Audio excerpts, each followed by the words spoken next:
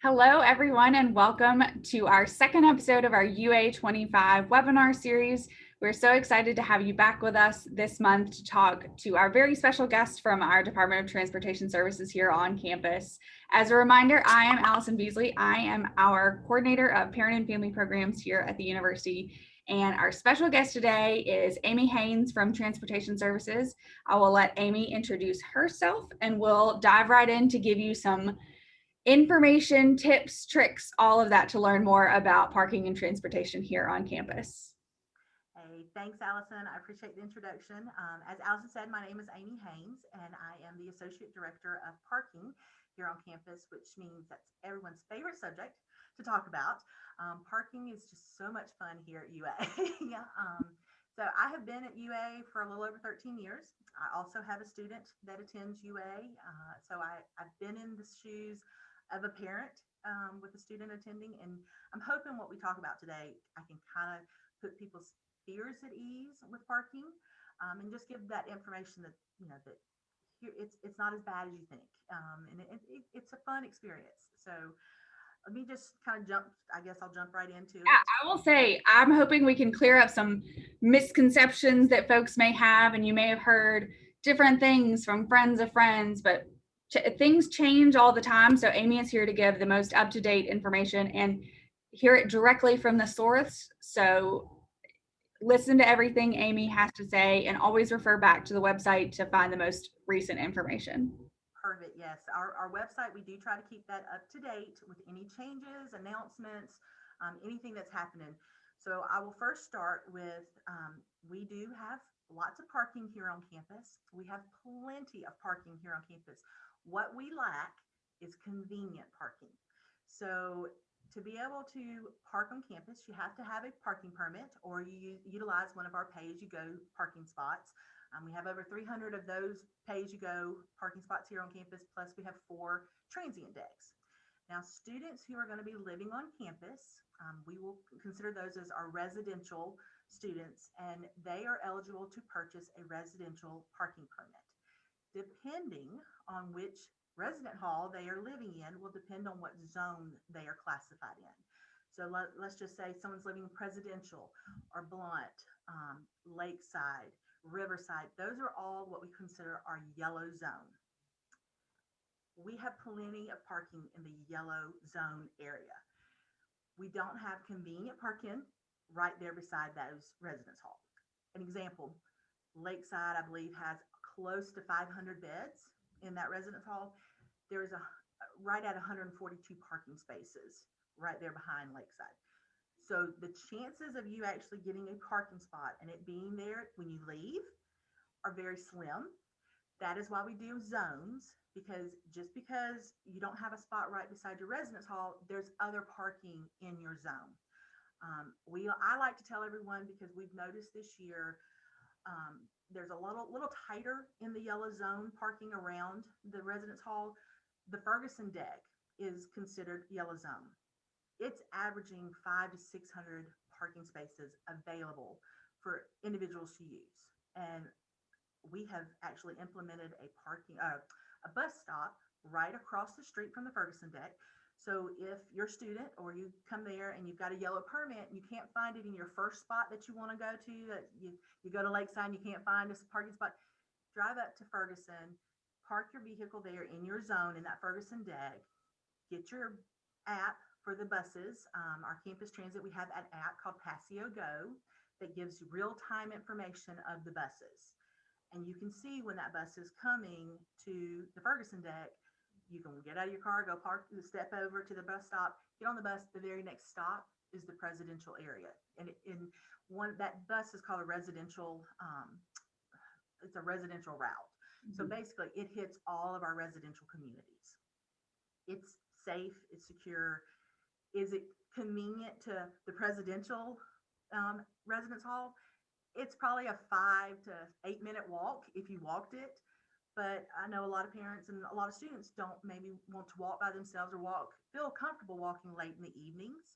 So they can use this, and it's right there across the street, and they can, like I said, wait for those buses to come. And you almost sometimes get there faster than circling lots looking for a parking spot because there are individuals that they'll continue circling for a good 20 minutes, 30 minutes when they could have just parked at the Ferguson deck, got on the bus, and been already at their dorm. If a student's living in Tutwiler or Hayden Harris, that's going to be an orange zone. The orange zone is actually got the Tutwiler parking deck and the Magnolia parking deck. Lots of open space in those areas also. When the student's registering for their parking permit, depending on, again, which residence hall they're living in, that's going to be the option that they're allowed to choose. So if someone's living in Presidential, they're not going to see an orange permit as a choice. They're only going to see that yellow permit. They'll see that, plus if they want to bring a bicycle, that we ask if they register their bicycles also, because students have a tendency to park their bicycles maybe where they're not supposed to, chain them up to a tree, a rock, a building, instead of one of the 500 bicycle racks that we have here around campus. So we have plenty of bicycle racks here for them to park their bicycle.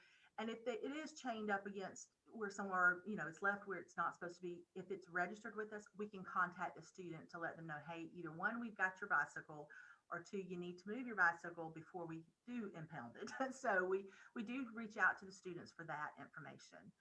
And I will say that if anyone's looking for a bicycle, we are right now actually have our bike auction going on. We do that a couple times throughout the year.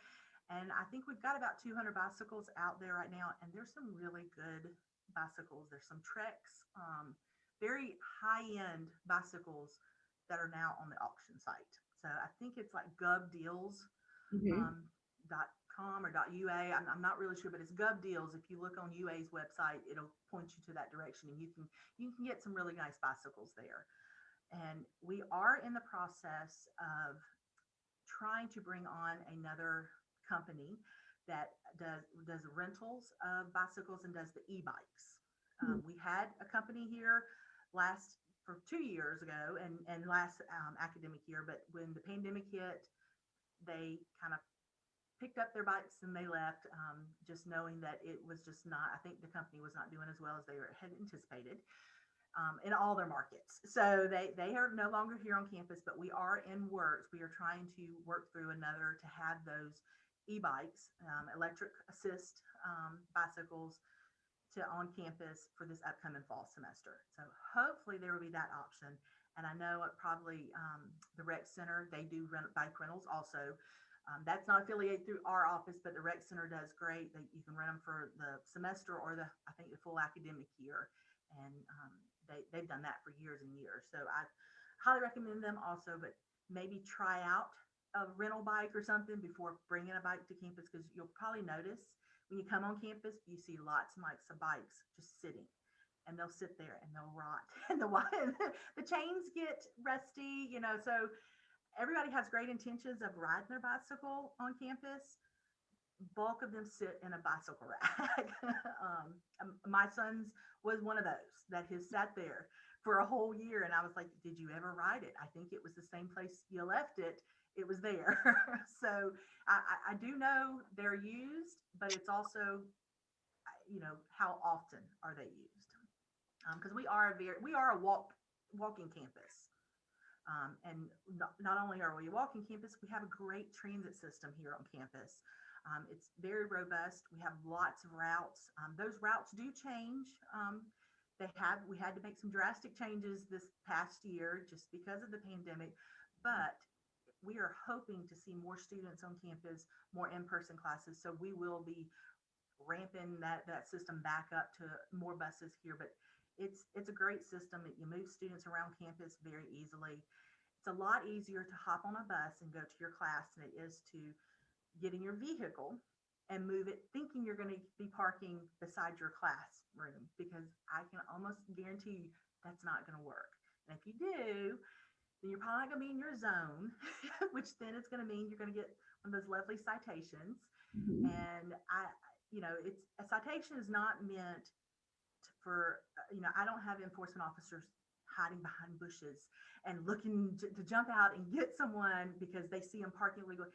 It's meant to deter someone who's doing what they're not supposed to be doing. And we do that because there are individuals, a commuter student is paid to park in an area. Well, if someone comes that's a residential student parks in that commuter zone, well, you've just taken up a spot of someone who actually paid for that area. And so it's meant to deter individuals. And usually I will say one citation is enough and it deters them. We have those individuals who don't seem to have, they don't get deterred when we issue the citation, and our citation prices are tiered. So let me just say, so citation 1 through 4, it's a minimum of $25. Citations 5 through 9, it's a minimum of $50. And then citations 10 and above, it's a minimum of $100 citation. And you would think, no one would ever get to that level. Well, my record holder for the number of citations for one academic year is 108 citations. And this student was talked to multiple times by lots of departments on campus that you've got to park correctly. And it's not a fun conversation. I get it. Parents are usually the ones that are paying that bill, seeing that bill. It's not a fun conversation to have with the parent about your student was parked here, your student was parked there. And so all we ask is to have that conversation with them, let them know it's a privilege. Honestly, it's a privilege having your vehicle here on campus.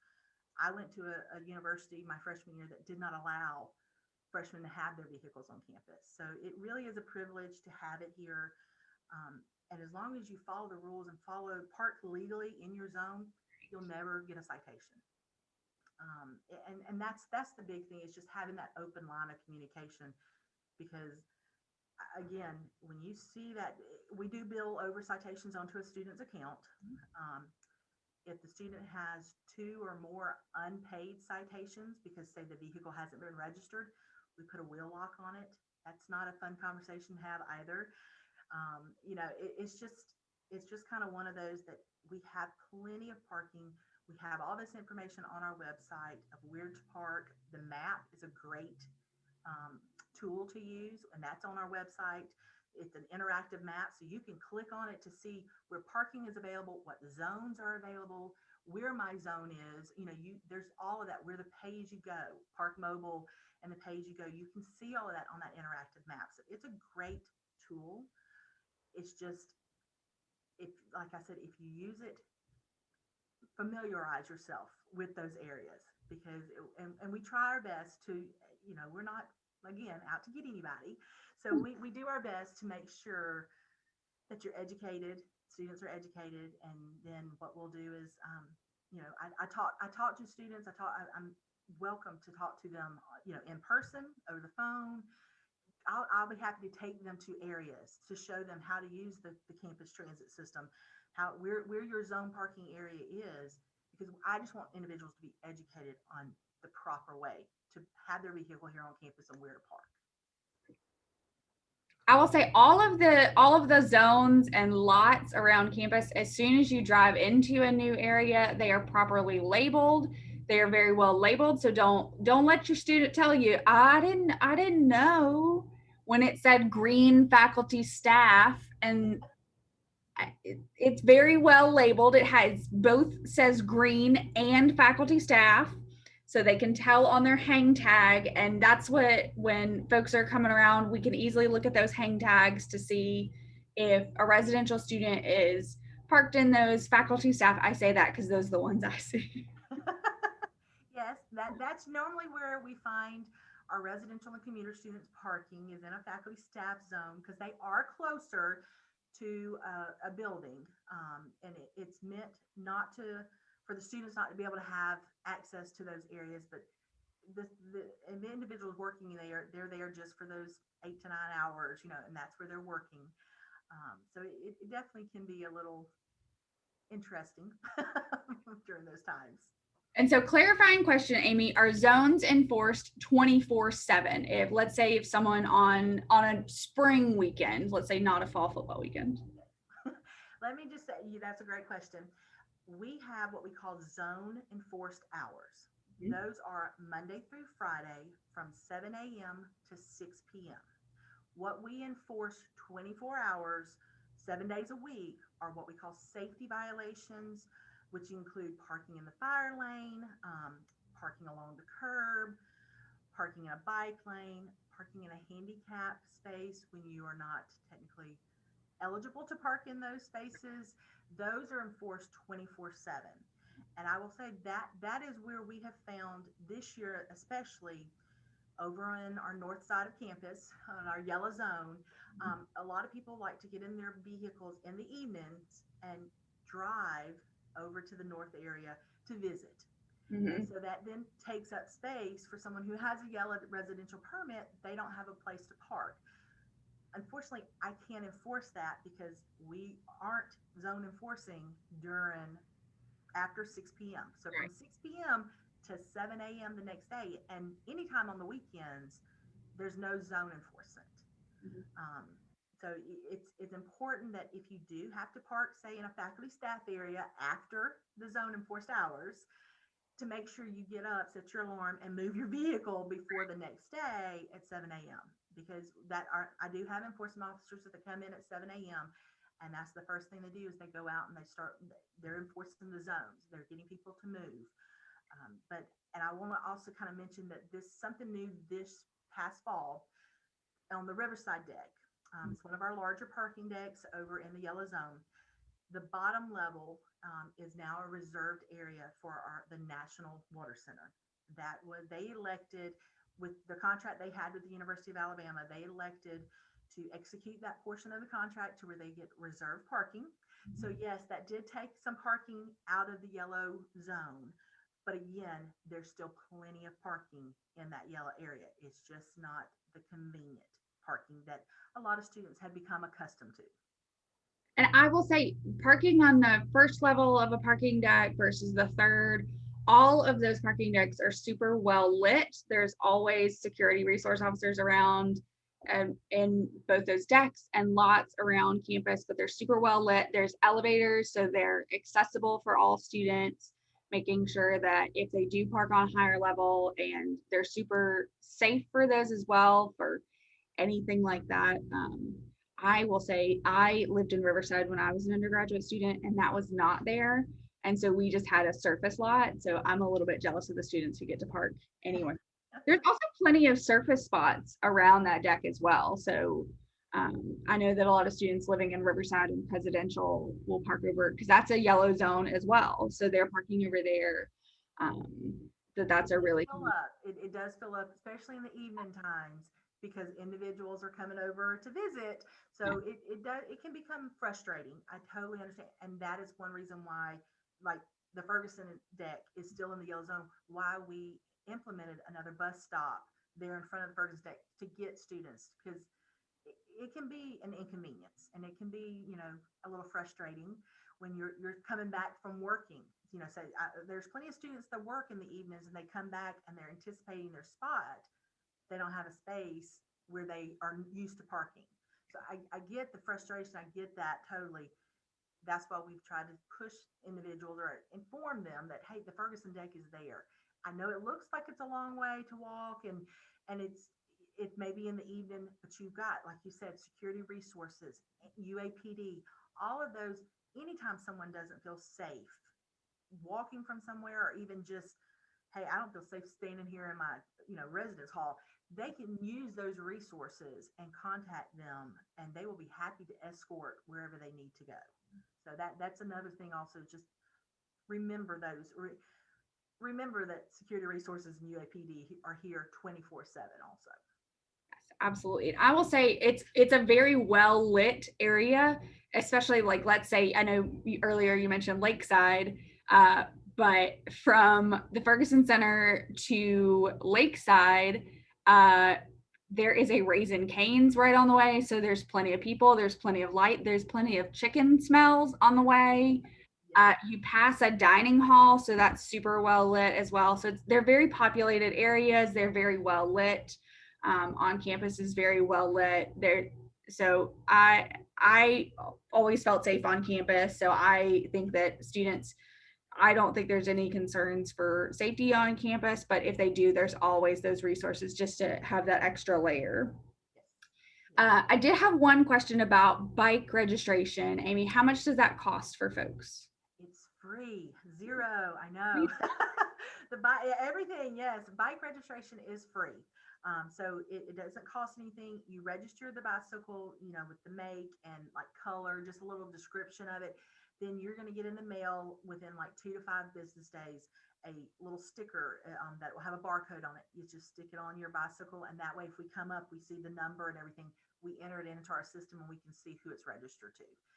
And that also helps us when before we auction off a bike. If we know the vehicles or no, the vehicle, if we know the bicycle's registered, we can contact that student and get them to come pick it up before we do auction it off. Because that's not our intention. We are not in the bicycle business. I don't like auctioning off bicycles and picking them, because it's a process. We have to you have to tag it, then you have to let it, try to notify the individual, and then you hold it for 6 months, and then you get to, or 3 months, then you get to actually auction it. It's not a process. Nobody likes taking pictures and having to go through the whole rigmarole of it. So I say register your bicycle if you're going to bring one. If not, maybe try fall semester. Try your first semester without a bicycle. See about renting one or using one of the mobile bicycles that we have. We'll hopefully have here on campus. And then if you decide, hey, I'm really using the bicycle a lot, then bring it back for the spring semester. Give it a shot. Right. And there's absolutely that bike rental program from University Recreation. They also have a bike shop over there. So if students, I know this is not y'all, but just plugging it, University Recreation has an outdoor rec area where if you have like something's gone wrong with your bike and student says, oh, well, I can't ride my bike because the chain is messed up, or I have a flat tire, they can take it over to the bike shop and get help for either free or super cheap. So that's my next question. If a student has an issue on campus, like let's say they go out to their car and they haven't driven their car and they have a low tire, or they run out of gas, Amy, is there anything that they can call for help? So we have a wonderful program here on campus. It's called our Motorist Assistance Program, MAP, to be, shortened. We do, if the student needs air in a tire, we can put air in the tire free of charge. All of this is free. If the student's battery is dead, we can jump off the battery. Because of the pandemic, we have right now suspended our gas calls. So we used to, and hopefully we'll be able to add this back to our program, is if your student ran out of gas, we can take them to a gas station. We have gas containers. They would pay for the amount of gas they need, and we would take them back to the car and they could fill it up. But because of the pandemic and just, safety can't be 6 feet apart, we have suspended that portion of the program. But the battery, jumping off a battery or dead battery or anything, putting air in a tire, those are all still services that we are still using. And we probably currently get 10 to 12 MAP calls a day of individuals needing that assistance, and it's free of charge. It's a service that we provide to anyone on campus. So it's not just for students. So if you're here visiting and I don't know, Dead dies, yes, something happens, you never know. We are happy to assist. And that program, we are here on campus all the time up until midnight. So there is a little bit of a dead period there that we aren't here to help. But again, someone could call UAPD or Security Resources, and they can help them. I will say I have used that with a friend for jumping off a dead battery. We also have a lot of family members tell us that after their student has gone for spring break and left their car, anything like that, and then they come back and boom, dead battery. That's one where we always suggest calling MAP just to get that help, because those super portable jump boxes are so convenient. Folks are so friendly. I can't recommend that program enough. We see an increase of calls right before winter break. Yep. The vehicle has sat in their spot for probably since they came on campus, and then now they're ready to go home, and the battery is dead. So we do see an increase in calls right around 1st of December, and then we see it again right before everyone leaves to go home after spring semester. Okay, so I think one of my last questions that we usually get a lot is, when can students start buying their parking pass? Perfect. That's a great question. So students, we don't have a specific date yet, but it's usually that last week of July, around July 20th, 22nd, somewhere along there is when our incoming freshmen are eligible to register. Now, you can register for you'll get an email. Students get an email once they Their register. Crimson email account, so encourage them to check Crimson email. The Crimson UA email account. They're going to get lots of emails to that email account, but they will get an email to there with their specific date of when they can register and a time. Now, let me just go ahead and say, I tell this to everyone. The time is on there. That's just a set time. It's not like football tickets that you have to opt in. And if you don't get it by 8:05, you don't have tickets. You're guaranteed a parking space. Residentials are guaranteed a parking spot. That's a student living on campus is guaranteed a parking permit. So don't feel like you have to be online at 8 o'clock or at 10 o'clock a.m. if that's what your time. You're guaranteed a parking space.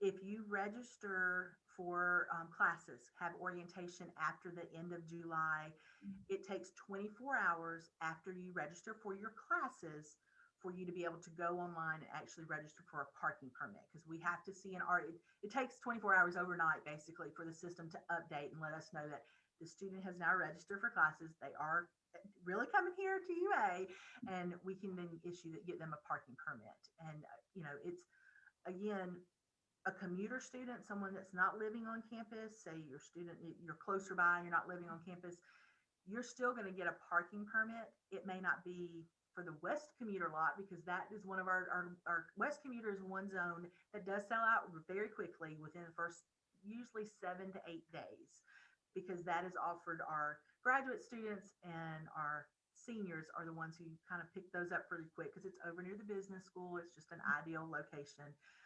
But there is still plenty of parking in the North commuter and the Southeast commuter. So there's plenty of parking still. I just don't want anyone to stress out or worry about, I've got to be on there. It says July the 22nd at 8 a.m. You don't have to do it straight at 8 a.m. You can do it at 9 o'clock a.m. You can do it at 9 o'clock that night. You're going to have access. Yes, it will be open. Let me mention this also, Allison, that if you do purchase a parking permit and it's later in the, say end of July, the 1st of August, have that permit mailed to our office instead of mailing it home, because we have found that when it comes to our office, we will contact the student to let them know that, hey, your parking permit's here. They just come by our office and we hand them the permit. A lot of students will kind of forget and they'll mail it to home, not realizing that in 2 days I'm going to be leaving. Right. Leaving here, and now mom and dad have to figure out how to mail that permit to their residence hall here, and it's a lot easier just to have it mailed to our office if they're going to be in that time frame of, oh wait, we're moving in on August 2nd, you're registering for parking on August 1st, have it mailed to our office, because we will contact them and let them know that, hey, the permit's here, come by, show us picture ID, and we can give them the permit. That's great advice. I always think about that to tell folks after, so I'm glad that we're getting that ahead of time. Yes. I know that at least for faculty staff, there's also until let's say if you're purchasing it later, if you decide to have a car on campus later, there's a temporary tag that you can print as well. There is a temporary parking permit for anyone. Anytime you register for a permit, you have the option, and it's emailed in your email account for you to click on it and print out that temporary permit, and it's valid for 10 business days. So that's valid for 14 days, but 10 business days. And if for some reason during that time frame that you don't receive it in the mail, or it's lost or something, you need to contact us and let us know. One, we can check to make sure it hasn't been mailed to our office, but two, we need to put a note on it and go ahead and stop and cancel that permit. So there's a time frame in there, because after so many days and you haven't found it, there is a replacement cost. So right now it's $100 replacement cost for a parking permit that it's lost in the mail or something like that, if you don't report it during the time, those 10 business days. Which is plenty of time for folks to reach out. And if you're getting close to that, they can reach out and say, hey, I haven't gotten this. I don't know where it is. So don't ever hesitate to. At that time, put a note on the account that we've already talked to you. So give it a couple more days because we Yeah. all know how the mail can be at times. Not throwing dirt or anything on anybody, but it can happen and things get lost. I understand. So but you have to notify us. Don't come a month later telling us that it's been lost because After they've gotten tickets 1, 2, 3, right, 7, 9, like, right. So we're more than willing and happy to work with anybody. You got to be vocal with us and reach out and communicate with it. That's the biggest thing is communication. right. Absolutely. So speaking of that, I think now that Amy has explained so many different things, thank you so much, Amy, for telling us all about transportation and parking here at UA. I think now is a great time to start having a conversation with your student and with your family and make the best decision for your family. That freshmen are allowed to have cars on campus, but is that the best decision for your family? Taking into account costs will come out this summer as we approach that permit opening date. So take that into account with your student. If your student will have a bike on campus, what those costs are, purchasing the bike, that sort of thing. So have these conversations now with your student. Tell them about accountability with parking and parking in their zone, and that those tickets will add up for sure. So just have those conversations now with your student and kind of practice those things. If you want to make a zone at your house in your driveway that's only their spot, you can practice those too. You can do that for sure. I think my last question, Amy, is I think we mentioned it earlier, but I wanted to go back over what is the name of that app that students can download for buses? It's called Passio Go.